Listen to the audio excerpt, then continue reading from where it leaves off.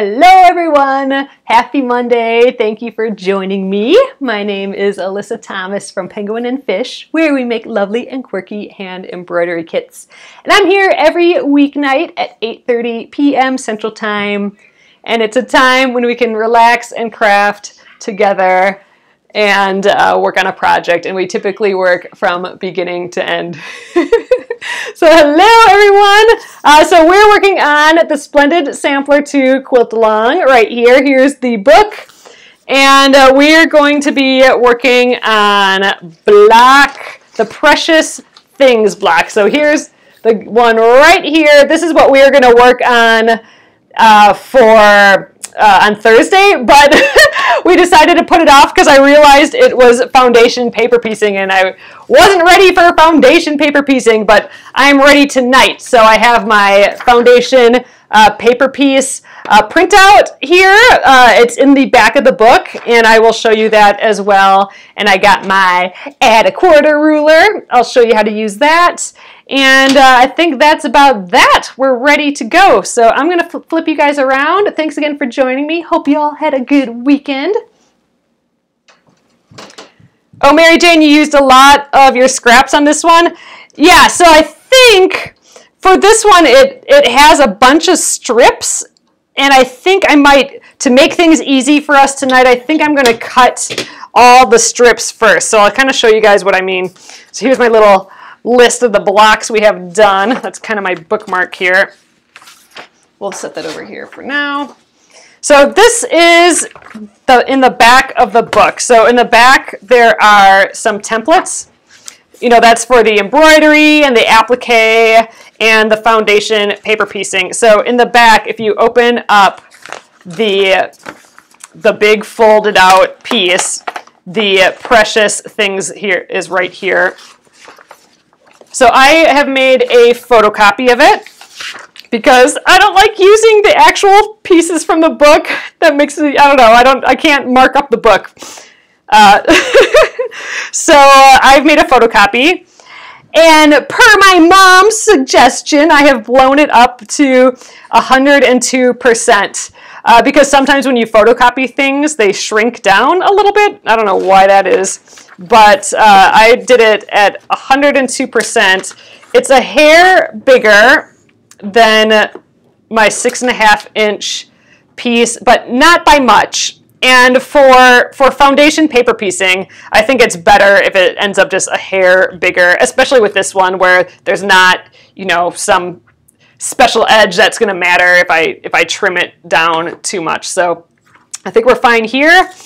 And also we have the heart applique there as well.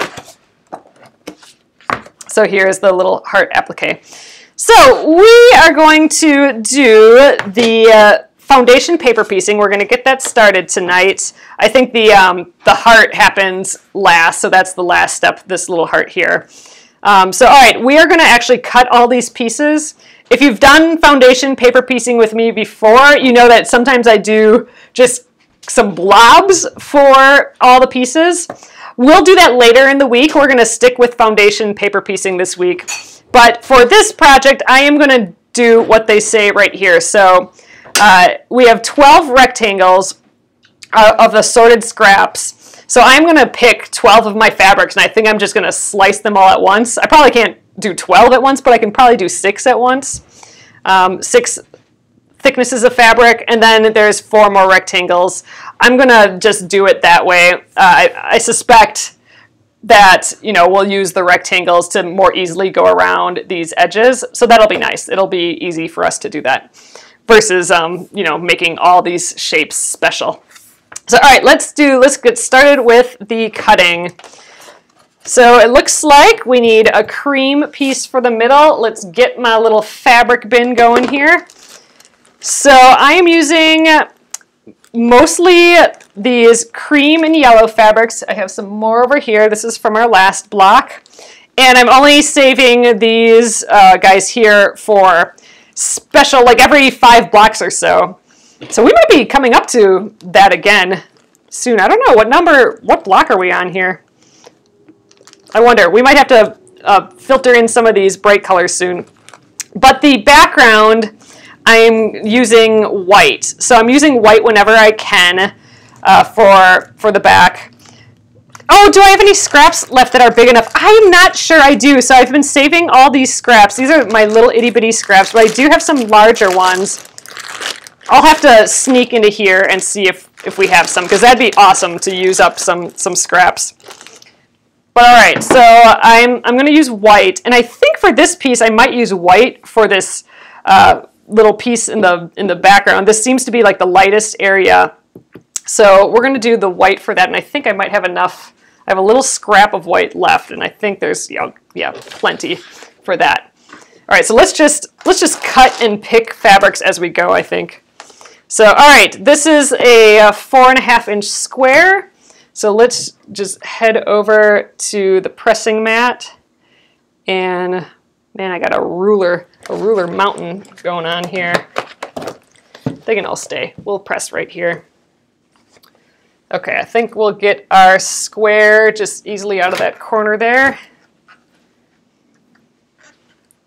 Get it all nice and flat. Oh, is this black 25, Nolene? Oh, so we should add a little pop of color in here then. Maybe we'll just do the heart. I mean, might as well do a pop of color for the heart applique. Although it would be kind of fun if one of these little blips was kind of a bright color.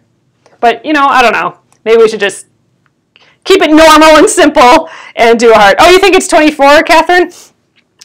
Yeah, I think I'm doing them in a different order than they're numbered on the SplendidSampler.com, because I'm not sure they started out by numbering them, and we just numbered them as they came, and now I think now that they're releasing 4 at a time, I think my numbering is off. So I'm going to have to count again. All right, so here is 4.5. You know, I didn't square this up all nice, but I'm guessing, you know, if I'm looking at the edge here, I'm guessing we're going to be cutting off a lot of those edges, so I'm not going to worry too much about having perfect edges. With foundation paper piecing, they all end up perfect anyway, as long as you cut your pieces big enough. So if they end up, you know, a little more blobby, then that's fine. Oh, so this week is the first time they numbered them. Okay, I thought it felt weird this week for some reason. Lucy, that must be why. All right, so we have our first piece. We have that set to the side. This will be our little center area there. I'm going to just throw that over there. All right, now we need the scraps. So let's see, what do we have? So some of them have to be 2x6 and other have to be 2x4. I'm just going to dump my scrap in here. Let's see what we got. If it's too small, we'll throw it back in. Oh, this looks like a hefty piece. Oh, psh, yeah, I can get a lot out of here. Yeah, so we'll get a 2x6 one out of there.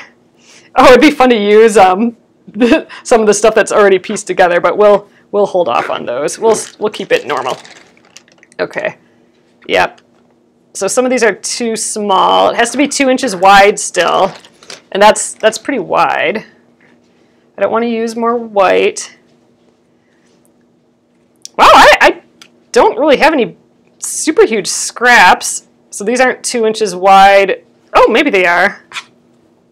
Nope, 1.5, I think. Yep, and these are too small. These are 2 inches wide, but not 4 inches. So yeah, I might not have many smallish pieces. Again, this white would work, but I don't want to use white. Wow, maybe we're being more economical than I thought with fabric. Yeah, this again is only 1.5 inches. What about this guy? He looks promising. So it's 2 inches, but it's only 3 inches long.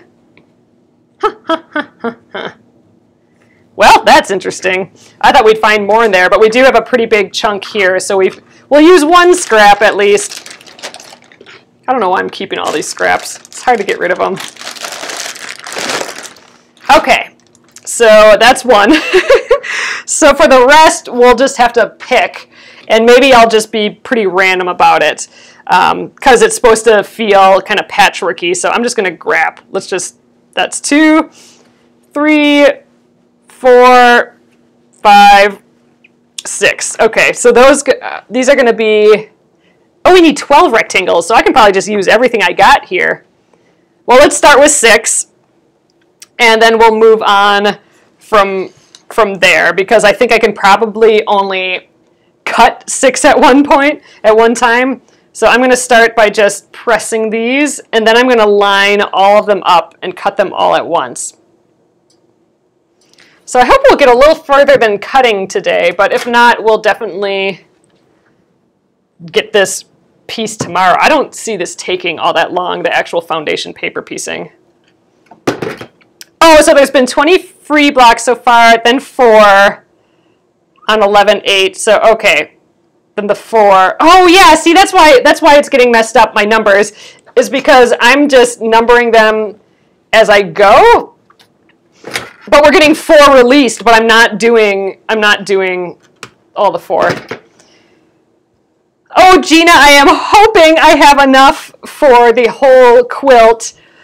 It's kind of goofy sometimes, though. Like it seems like you don't have a lot of fabric, and then all of a sudden, you've made a whole quilt out of the fabric. So I think the fabric is going to go a long way.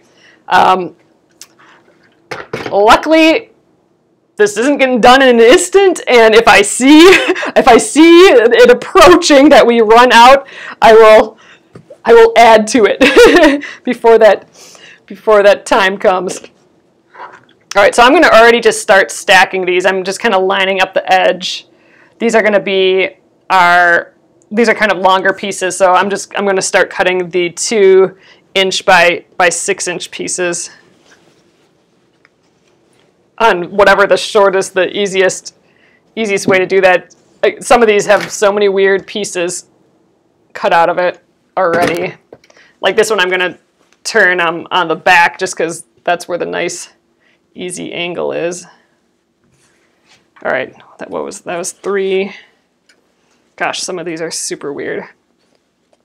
I think I'm going to keep this one for a 4-inch one just because I can get like an easy 4 inches out of there, I think. So we'll save that one for our 2-inch by 4-inch.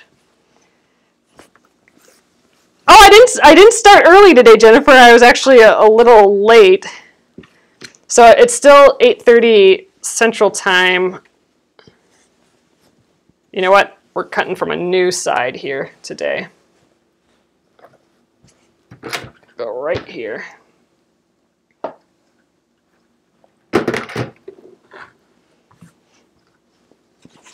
There's a lot of fabric on this one. Okay, so I think, what is this, 4? 1, 2, 3, 4. All right, let's just use this. This one's awfully pretty. Don't have a lot of this one. Some we have a lot of, and then some I just have these little pieces. You know what? I'm going to use this for another 4-inch one. It looks like, yeah, that's 4 inches yet. Okay. We'll get this guy out again, this bright yellow. Yeah, we'll just get a big chunk out right there. Let's press that too.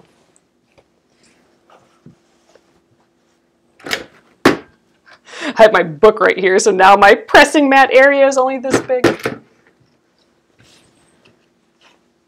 Okay, so that's 5. And then this is this last long piece here. Okay. Let's see. I think the easiest way to do this, since I have all this fabric here, I'm going to just shimmy this down a little bit. I think I'm going to just kind of cut,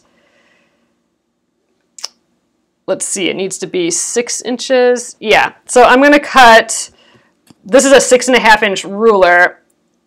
So I'm just going to cut this edge and this edge, so it's the 2 inches. And then I think I'm going to try and, let's see. I think I am going to try and rotate this whole cutting mat to get the other 2 edges. Normally I would maybe do the double ruler method, but I think we'll do it this way. So, all right.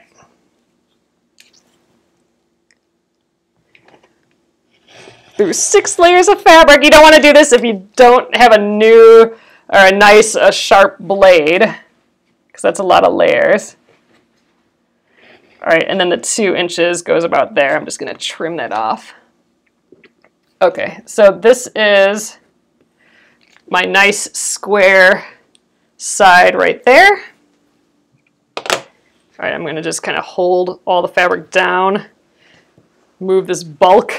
This might not be the easiest way to do this, but zoop, rotate it the other way. And now we'll get that other side. So 2 inches by 6 inches. There. We'll get a strip. This will work just fine. Let's double check. 2 by 6. So we got to do this again because this is only 6 and we need 12 of these.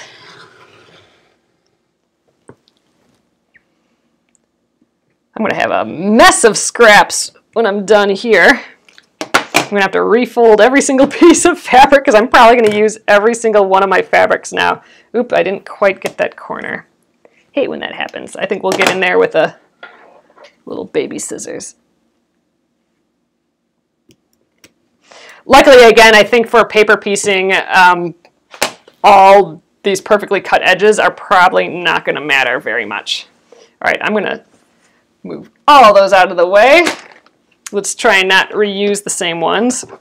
So I have 6. Let's set that aside. We'll set it with our front. So these will kind of keep going around and around this front piece, this first piece. Okay. I think I have some duplicates in here, but let's get this one. So we need 6 more of these.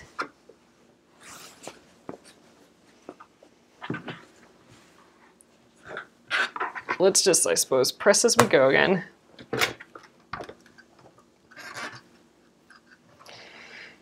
So this is usually a little bit more prep than I do for foundation paper piecing. But again, I think it'll be easy for us with this particular one to just have these strips ready to go. Then we can do all of the foundation paper piecing just one after the other, and that'll be satisfying. Yes, so Gretchen, we will change the stitch length. For foundation paper piecing, I always shorten the stitch length. I think we used this one already, but we're going to use it again. I shorten the stitch length so that the stitches are closer together. And what that helps to do is it adds more like perforation points. So every time you stitch a hole, it's making like a perforation, you know, like in like a tear-off sheet or something. So the more of those you have, I think the easier it'll be to tear the paper away later. So I always shorten the stitch length just a little bit. All right, running out of fabric. We still need 4 for the small one. I think I'll use this for the small one. Oh, we are running out. So I want to have enough fabric for the other foundation paper piecing because I think some of this fabric that we don't have a lot of, I think I need it for one of the other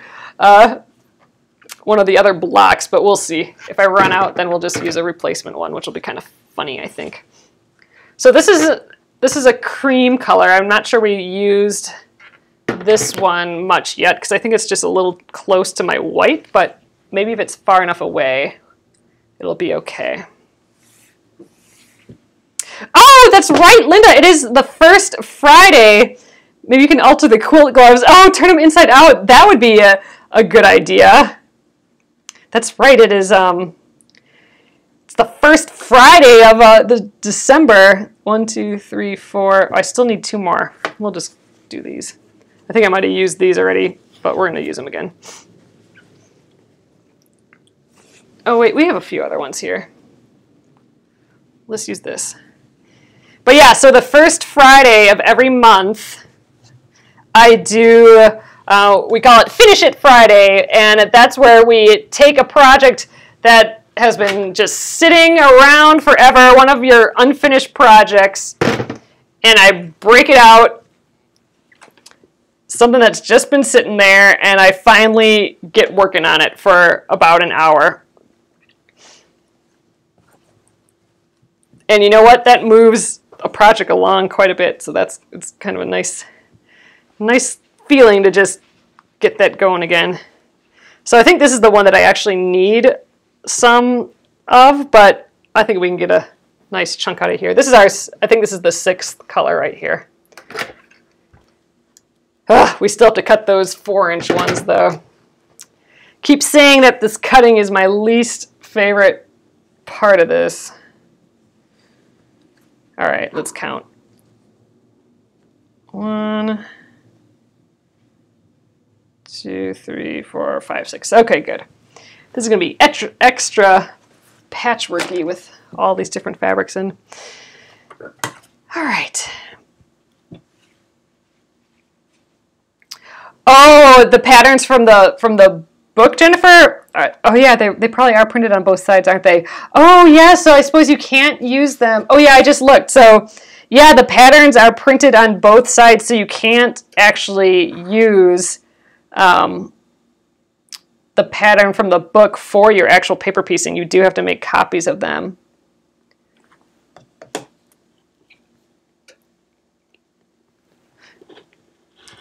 I would do that anyway, just because I don't like doing it right in the book. Yeah, so this is the one, exactly, Jennifer. So this is the one that I need for the flowering tree. I'm hoping to do that one next after we're done working on this foundation paper piecing one. So I'm actually hoping to work on that flowering tree one later this week.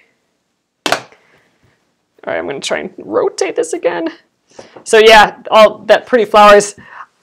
I've been using that one a lot, so I don't know. All the pieces seem to call for this one with the flowers. So yeah, I better get that flowering tree block done. Okay, 2 by 6 inches again. Ooh, did I cut far enough? Yeah. Okay, 2 by 6. Oh, Leslie Ann, I see. Yeah, with the from the book with the printouts in the back being on both sides, you can't just easily trace like a design for anything really, because if you're using a light table, then the front and the back of the page is coming through. Yeah, that's gonna make it a little more difficult. Yeah, you're right. Oh yeah, so when we do some embroidery and we trace it all, oh yeah, that's going to be kind of a pain. Yeah, well. Okay. We should have 12. We got our little front piece here. So now we just need, we'll do the heart later. I think we can pick the heart because we don't need that till the end. But we do need 4 2x4s. So, okay, we have a couple picked out here already. Oh, we might have 4 here already. Great. All right. That side had the good 4-inch piece. Oh, right here. So let's, I suppose we still should press. I just want to sew. Let's get this cut.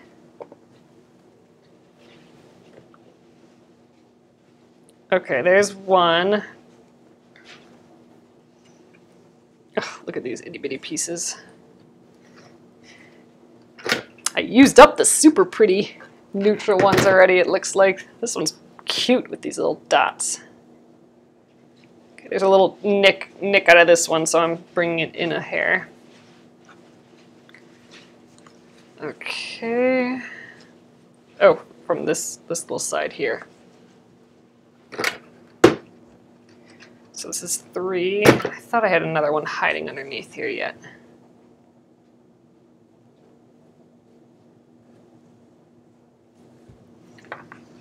Let's see. Didn't I? I only have 3 here. 1, 2, 3, yeah. I need another one. Let's just grab this one. This one's kind of pretty. Didn't I have 4? I guess not.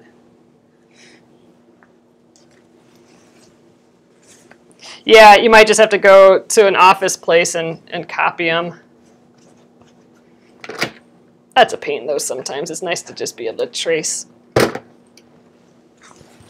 All right. We have our 4. So let's get the ruler out here again. I'm going to cut them in the same way, I think. Scooch this one over. Too much bulk everywhere. All right, so 2 by 4 inches. I think we'll go like right there.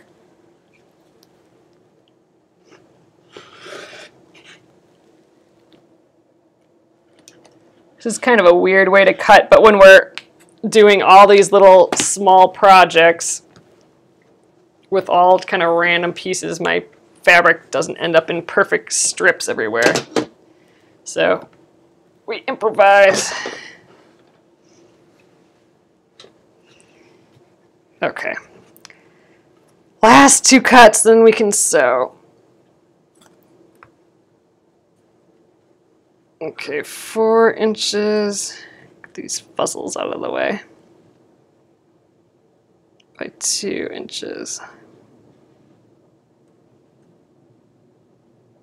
So we'll go through one round of this foundation paper piecing, and then we'll do the rest tomorrow, I think. We'll see how far we get tonight.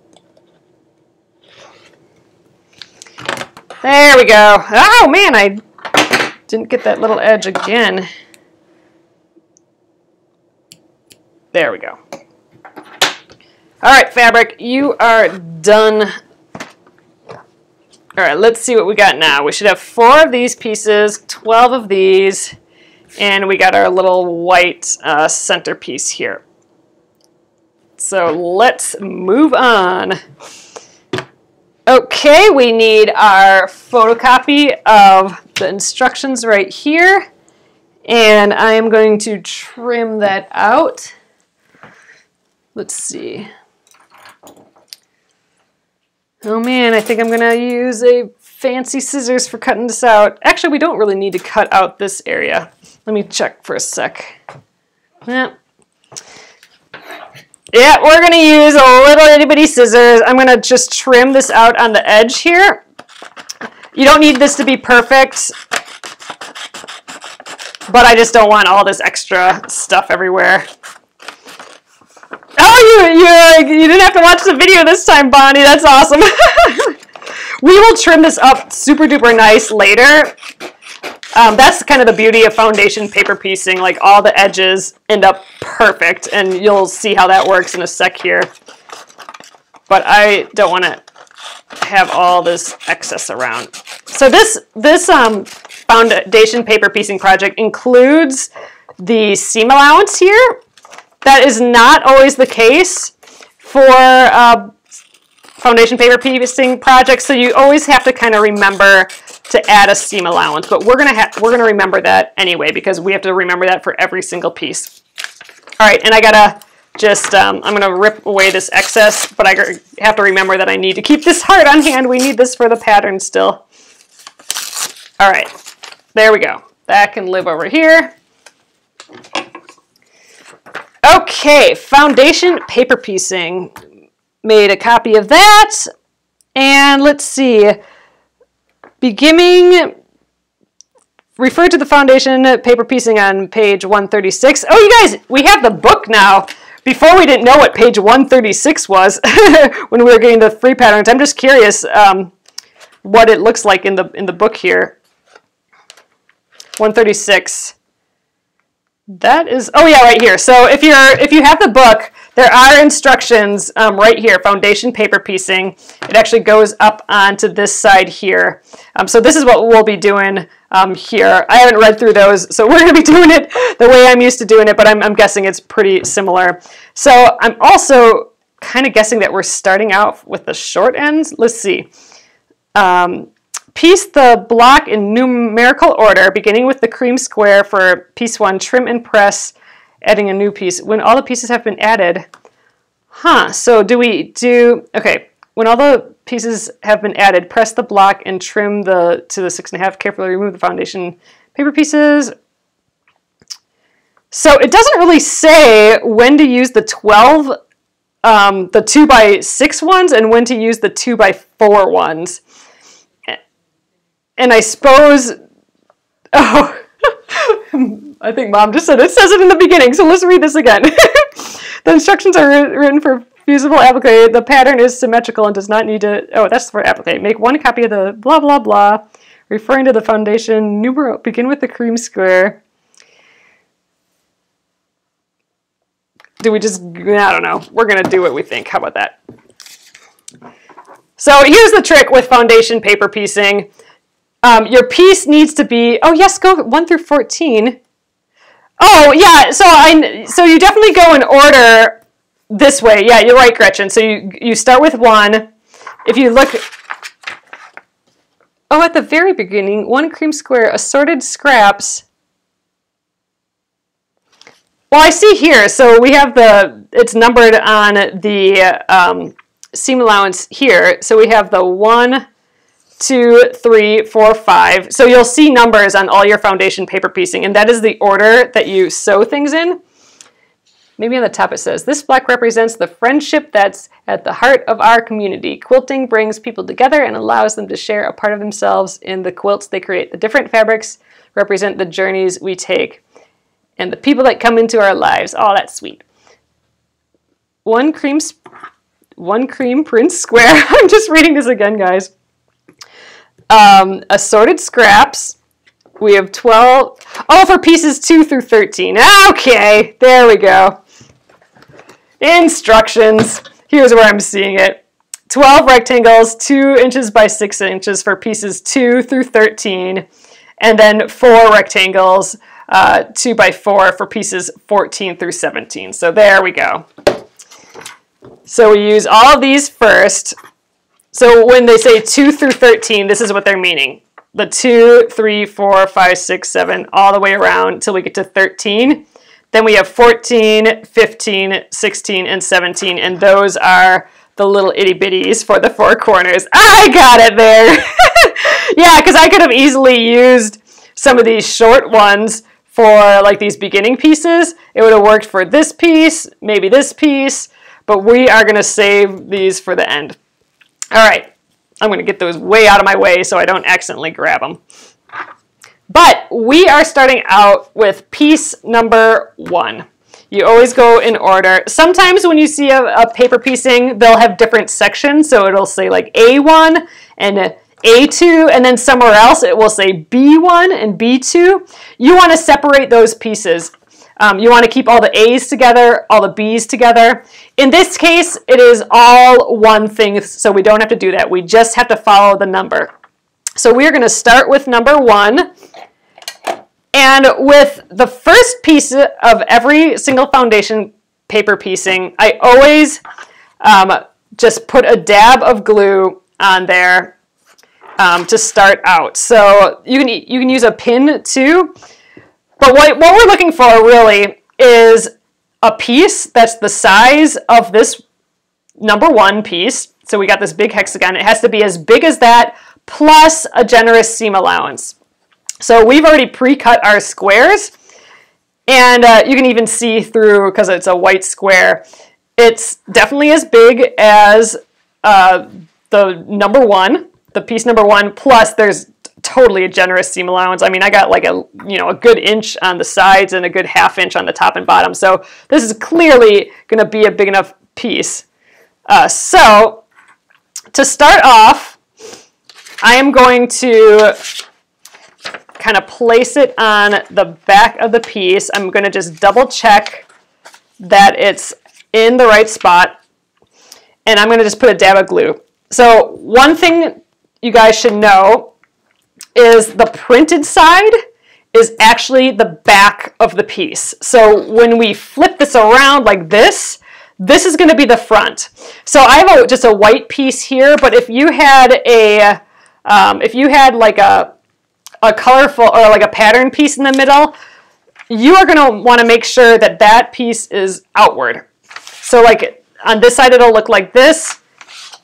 This side, make sure the good side is facing outward. So in my case, I don't have a right or wrong side. So I'm going to go right there. I have my postcard here. Got my postcard, Leslie, so we're going to need a postcard for this as well. But for block number one, for section number one, we just need to make sure that it's covering it with the generous seam allowance. So I think I have it centered. I'm just peeking on all the sides.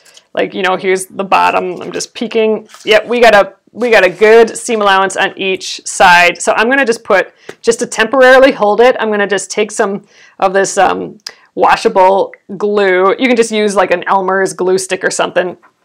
I'm just going to put a dab of glue right in the middle there, just barely any, and sticking it right there, and now I'm done with the glue. That's all I needed the glue for this project. And you could just put a pin, but I like the glue because pins kind of distort stuff. So that is it. We are done with number one. That is all that happens for block number one. So, okay, next up is block two, and I think I'm going to just grab these in order. I mean, the more patchworky, the better, right?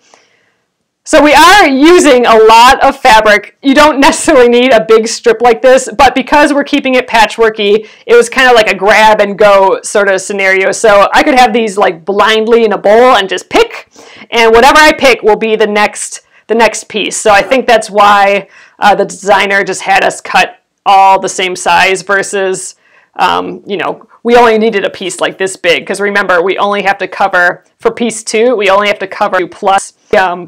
Could have had like a weird oblong shape here and it would have worked, but we have our pre-cut pieces, which is perfectly fine. So here's what we do next. I'm going to take my postcard. This is how we get our magical, perfect seam allowances when we do this. So I'm going to take my postcard, and you want a postcard because it has a nice kind of sharp, thin edge, but you know, it can hold up to some wear a little bit. So I'm going to cover up the piece we've already done, the stuff that we've done, and right now that's only number one. I'm going to cover that up, and I'm going to place the postcard on the line in between the one that we're covering up and then the one that we're working on now. So I'm covering up number one and I'm working on number two. So I'm going to cover this up and put the postcard right on this line. And we are going to pretend that nothing else exists. So we're not going to think that, okay, there's a 7 and a 13 here. We're not going to look at that at all. All I'm going to do, I'm going to line that postcard here on that edge between the 1 and the 2. And I'm going to fold this entire piece of paper from bottom to top along that edge, as if, like I said, as if none of these other numbers existed. So I'm going to tilt it up there. And now our fabric from number one is exposed, and we are going to trim that. And we can use a ruler. Let's see if I have my little 6.5-inch ruler nearby. I think I feel it hiding under here. So I'm going to use the add a quarter, but I want to show you if you don't have an add a quarter ruler, you can use your normal ruler. So, you know, at the 1/4 inch mark, I'm going to line that up with the edge of the paper. Okay, right there. And then you can just take your rotary cutter and cut that edge. But if you have this nifty tool called an add a quarter ruler, so here's one right here. I have the 12-inch add a quarter ruler. There it says add a quarter, and you are just you know, it has a little lip on here that is a 1/4 inch wide. You can kind of see it bump out. So you can just take this and, you know, even with your eyes closed, I can just bump this up against the folded edge, you know, and it's, you know, hitting the edge of the postcard there and the fold of the paper. And I know that that is a perfect 1/4 inch from that edge. And you'd think this thing is just the silliest thing ever. Like, why bother? You know what I mean? Because, you know, I can measure a 1/4 inch, but just that you can just plop it up there. I don't have to think about if I'm aligning things up perfect. It really, for this process, if you're doing a lot of foundation paper piecing, it really makes life, you know, just that much better. So I'm going to pop that up, and now I'm going to cut my perfect 1/4 inch seam allowance there. They're so worth it. Yeah, and Gretchen says not expensive at all. Yeah, so this is a scrap. We don't need that anymore. And there we go. Now we have that perfect 1/4 inch ruler, or 1/4 inch seam allowance. We can fold our paper back.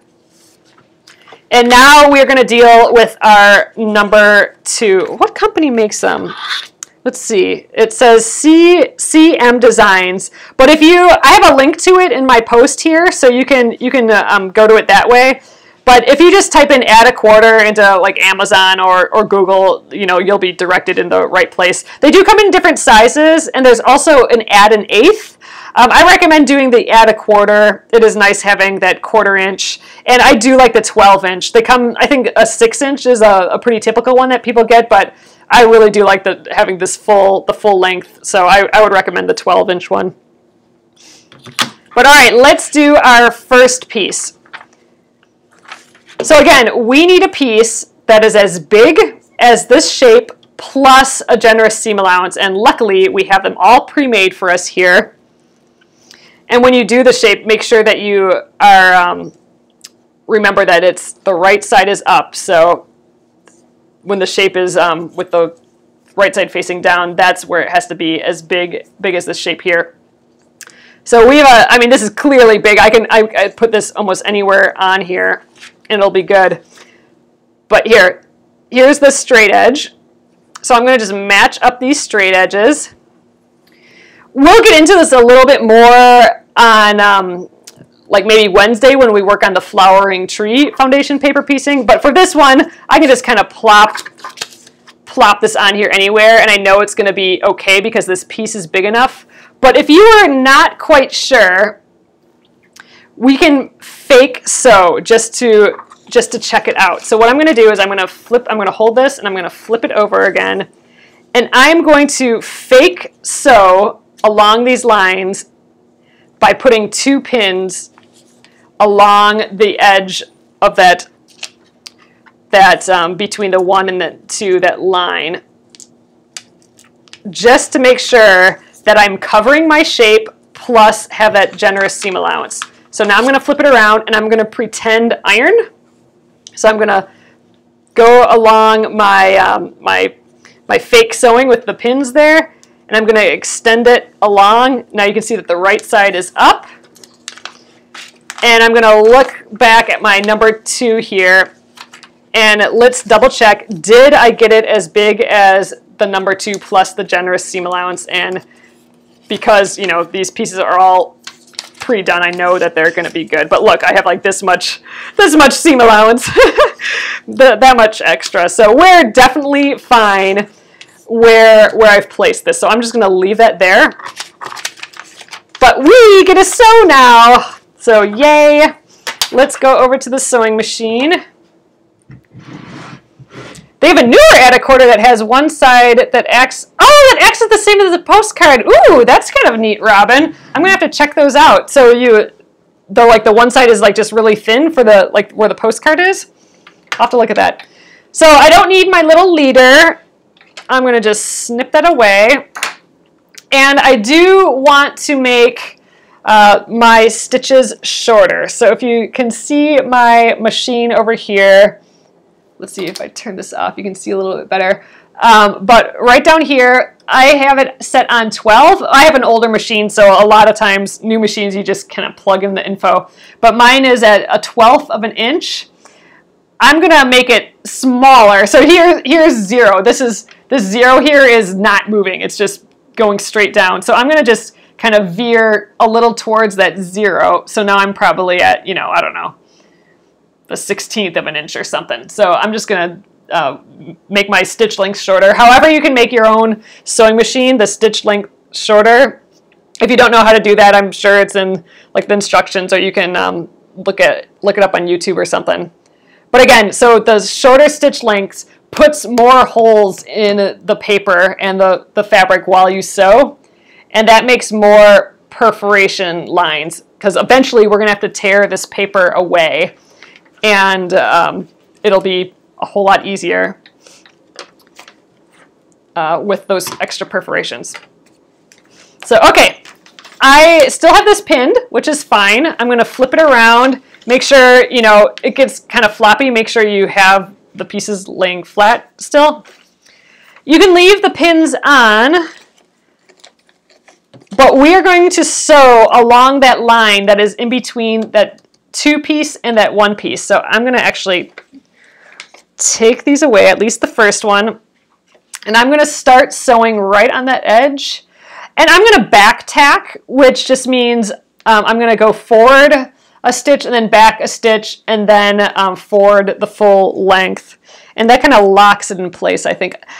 Some people don't think that's necessary for foundation paper piecing, but I just kind of like it. It's like extra insurance, I think. So let's see, I'm gonna hold my little thread ends, which are caught somewhere. All right, I don't know where they are. Let's just give it a try.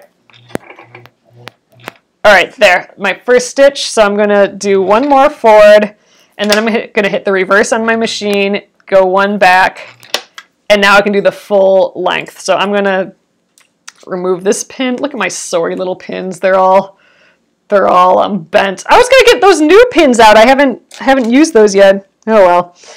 All right, so I'm gonna sew directly on this line, which is kind of like just coloring in the lines, basically. I'm gonna go right on that line, and I'm gonna stop right where that line hits the next shape. So I'm gonna stop right there, and I'm gonna put another little back tack. So this is good practice for sewing straight lines too. All right, I'm gonna go one more stitch, we'll back tack, and forward again, and that is it. I'm gonna pull this off the machine, snip it, and so we have these kind of, I'll show you guys over here again. Once you take it off the machine, you have your big, like, extra little ends here. I snip those off right away. So I go right up to the edge of my paper, snip those, and then I flip the piece over. Ooh, look at this mess. That's because I didn't hold the thread when I started, but luckily I think we're gonna be okay, but I'm gonna just snip all that, get it all out of the way. Snip this end, oop. And that is our first piece sewn. Next up, after you sew it, you go right away to the iron. So we got a little trio of events happening here with foundation paper piecing. We do the first part where we kind of get our piece prepped, then we sew, and then we iron. So prep, sew, iron, prep, sew, iron. It's just kind of like a little circle that we are doing here. So when we press, I never press with the lines up because I don't want those lines to get on my iron. So I always put those face down. I'm going to just, I like setting the seam there. But then I like finger pressing it first. So that just means before I'm doing it with the machine, I'm going to fold it and I'm going to press just right along the sewn line because the sewn line is only this long. And I'm going to extend it with my fingers as if the whole thing is sewn. So we're getting like a nice little fold all along the edge there. And then I will come in and press that.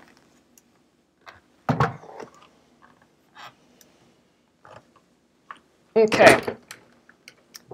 But that is our piece one. Even though it looks like nothing, that is our finished piece one and piece two.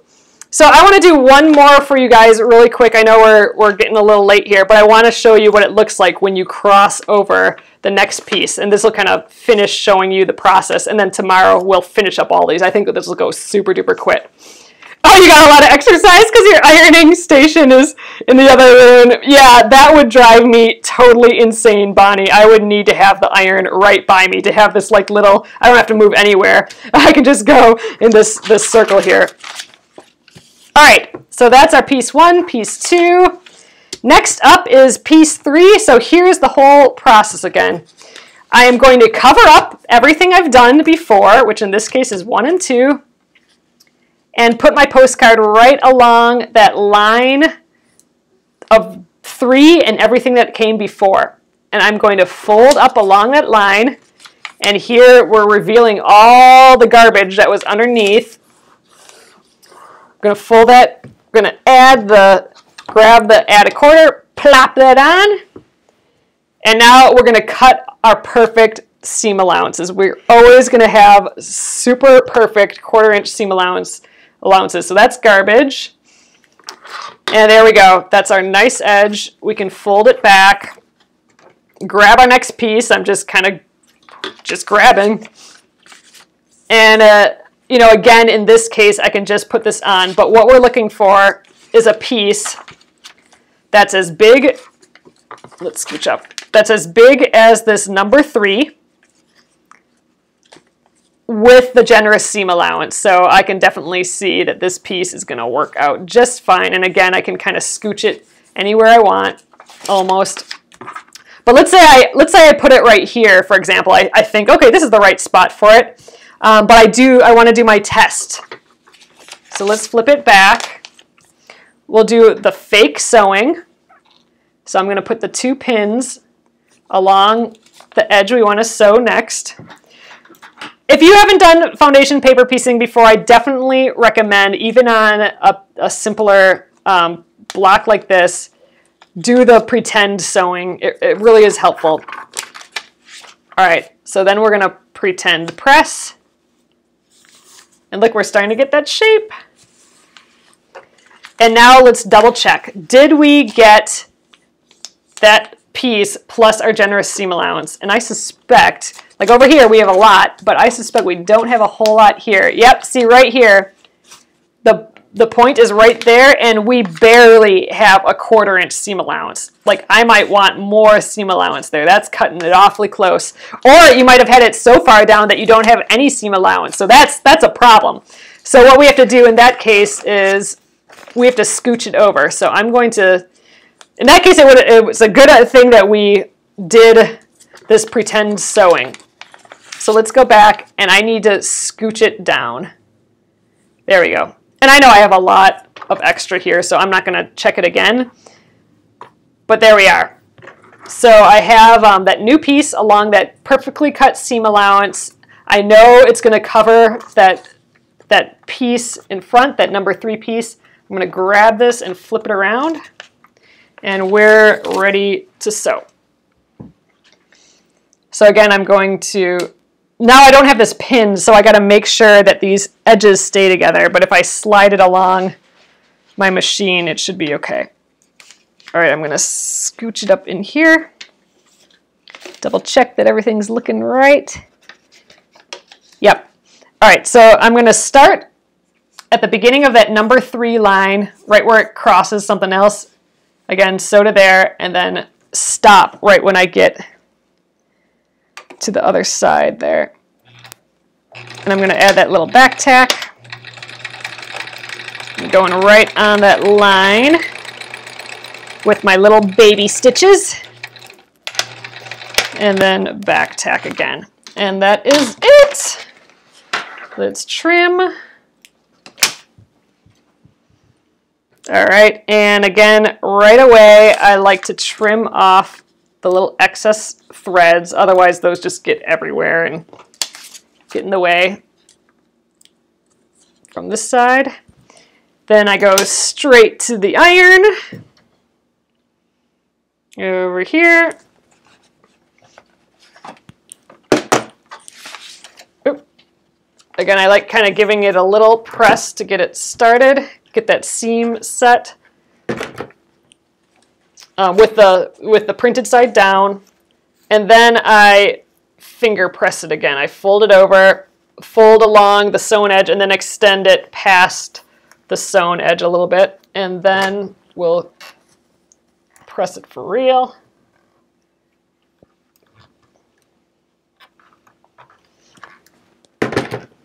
Okay, and that is it. So that is the end of piece 3, and we're ready to move on to piece 4.